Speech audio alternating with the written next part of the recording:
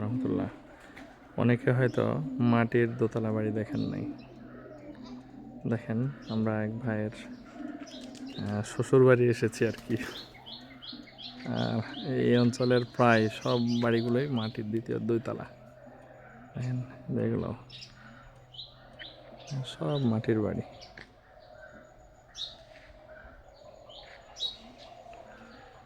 এবং আর একটা আশ্চর্য লাগলো, প্রায় সবার বাড়িতেই এইভাবে তারা কবুতর পালে। দেখেন কবুতর, আমি জিজ্ঞাসা করলাম যে এত উঁচুতে কবুতরগুলো প্রয়োজন হলে দেখে কেমনে, বাচ্চা যদি নামাতে চায় তাহলে কেমনে নামায়? তো বললো অনেক বড় মই আছে, সেই মই দিয়ে এভাবে তারা করে বাচ্চাগুলো নামায়।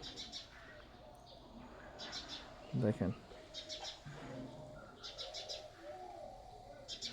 সুন্দর লাগলো না? মাশাআল্লাহ, আমার কাছে অনেক সুন্দর লাগলো।